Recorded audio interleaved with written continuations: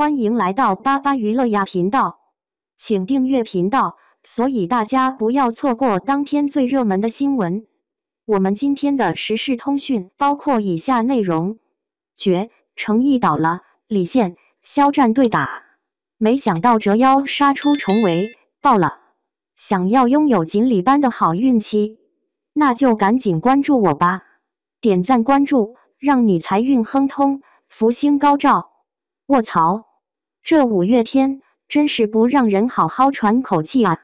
前2天，大家伙还搬着小板凳，翘首以盼着那场内娱古装圈的年度大戏诚意的富山海对打肖战的藏海传，那感觉就像武林大会，两大高手要一决高下，看谁才是真正的新一代武林盟主。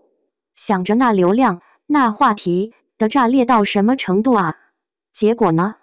还没开打，一边的擂台先塌了。怎么塌的？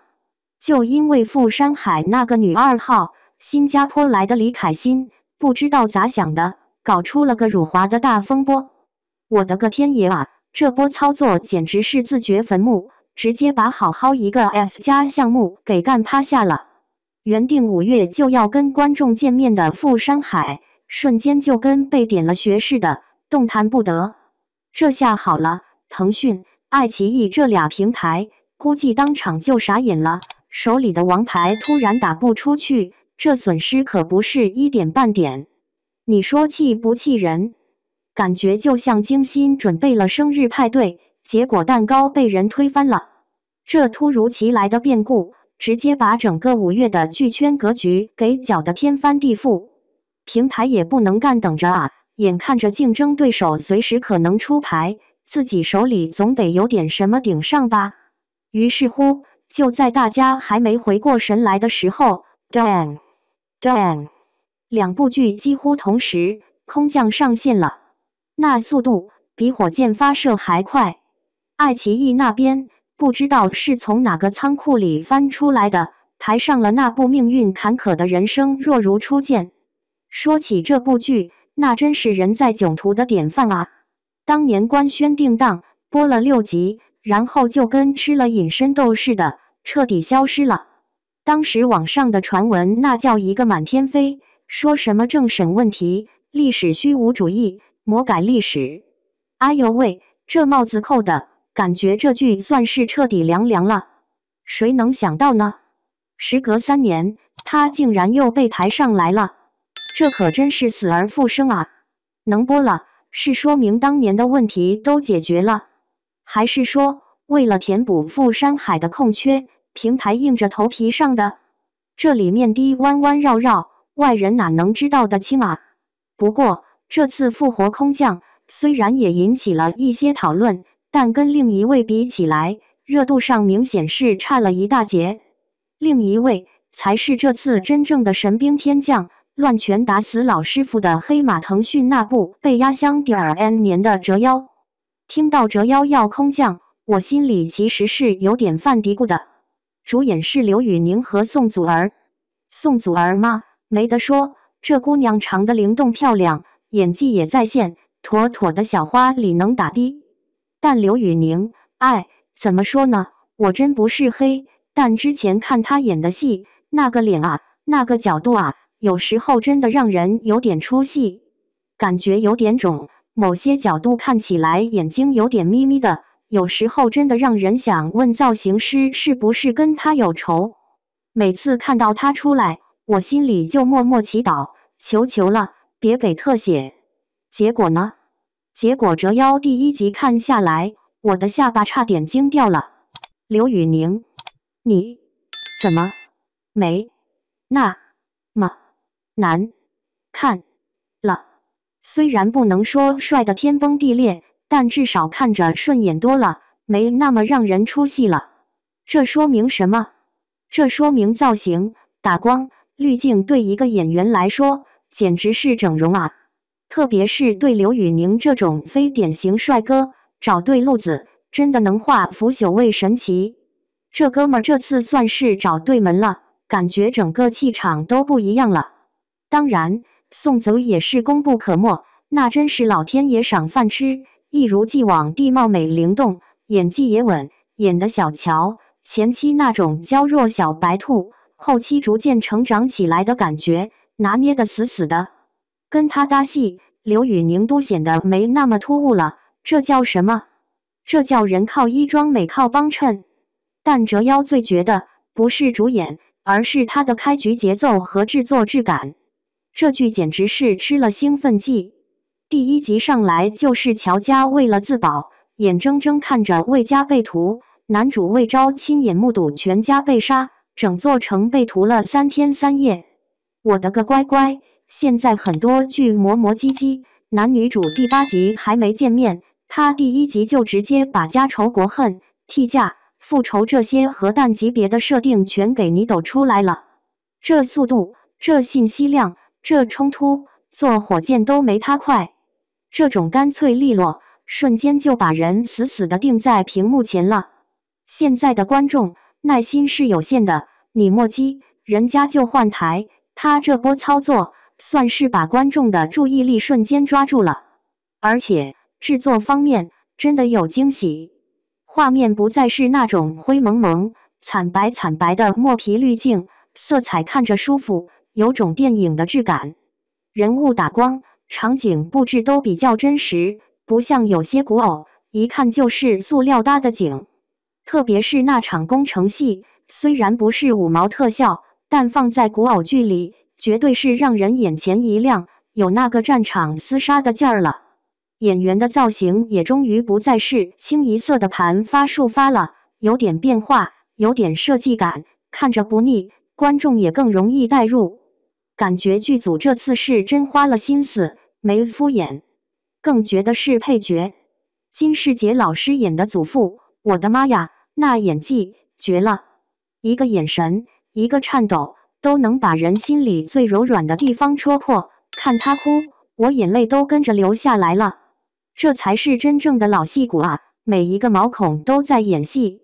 还有何鸿燊演大乔，我之前对他印象不深，但这次他演的那个柔柔弱弱、楚楚可怜的小白兔，真的让我眼前一亮，演得太到位了。那种想反抗又无力的感觉，让人心疼。不过话说回来，也有让我想不通的地方，忍不住想吐槽一句。比如大乔一个世家嫡女，怎么就跟个马夫私奔了？这在那个时代背景下，真的站得住脚吗？家族颜面、社会地位，这些都不管了。感觉这个设定虽然是为了后面小乔替嫁做铺垫，但总觉得有点强行，有点为赋新词强说愁的意思。难道爱情的力量真的能跨越阶层到这个地步？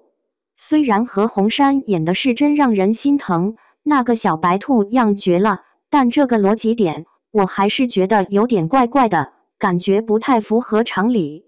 但这些小瑕疵并没有影响折腰这波空降的势头，他就是这么突然的来了，然后他就爆了。开播10分钟站内热度破2万，30分钟破2.3万，这数据直接把同期所有剧都甩在了身后，包括那个同样空降但热度明显靠后的人生若如初见。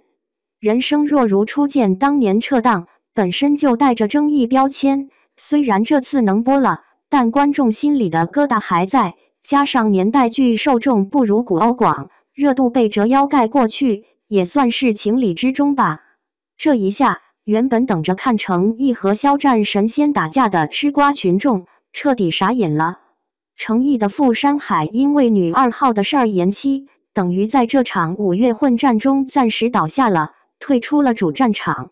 原以为的双雄对决，变成了李现的人生若如初见和肖战的藏海传的隔空较量，结果半路杀出个折腰，刘宇宁和宋祖儿硬生生用数据和热度挤进了牌局，甚至成了这波空降潮里最惹眼、最被讨论的存在。这感觉就像你买了前排票等着看泰森和霍利菲尔德打拳击，结果比赛前霍利菲尔德耳朵被人咬了，比赛延期了，然后突然有个无名小卒冲上来把泰森揍了一顿，就是这么离谱，这么刺激。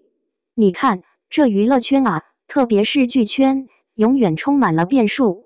本来是顶流们的游戏，结果一个意外就给了别人机会。刘宇宁这次算是抓住了机会，虽然之前因为外形被吐槽不少，但这次至少没让大家觉得他拖后腿，甚至有人觉得他顺眼了，这本身就是一种进步。这说明啥？说明演员和角色造型的适配度太重要了。有时候不是你不努力，是你没找对方向。而肖战的《藏海传》呢，虽然定档了，有 CCTV8 和优酷双平台加持，本来是含着金汤匙出生的，结果这个时间点恰好被《折腰》和《人生若如剑》这两部争议剧的空降抢走了绝大部分的关注和讨论度。特别是《折腰》这波热度来得又急又猛，优酷这次确实有点被动，手里的王牌还没正式打出去，场子就被别人热起来了，而且还是以这种出人意料的方式。虽然有肖战的流量打底，但要再把这波热度抢回来，也不是那么容易的事儿。毕竟观众的注意力是有限的，这边《折腰》正热火朝天呢，你那边定档了，大家可能就知道了，等《折腰》看完了再说。这哪是暑期档啊？这分明是5月大乱斗。这才刚到中旬，刘宇宁、宋祖儿、李现、春夏，后面据说芒果台还有宋威龙、包尚恩的古装剧《韶华若锦》要抬上来，简直是狼烟四起，各路人马都往里冲。平台、资本、流量、演员都在这波混战里寻找机会，谁能抓住机会，谁可能就成了这个阶段的赢家。这就像一场没有硝烟的战争，比拼的不仅仅是剧本身的质量，更是时机、策略和运气。听说优酷后续还有凤凰台上《凡人修仙传》这些存货，能不能靠这些剧在后面的战役里翻盘，还得看牌面和打法。毕竟流量是敲门砖，能把剧推到大家眼前，但剧本身的质量和后续的口碑发酵，才是决定能不能真正爆起来、走得更远的关键。就像《折腰》，如果后面剧情拉胯了，节奏慢下来了，或者刘宇宁的演技顶不住了，这股热度也很难维持。所以这波突如其来的变数，彻底打破了原有的格局。本来大家等着看谁是顶流，结果突然来了个意料之外、情理之中的黑马。谁能笑到最后？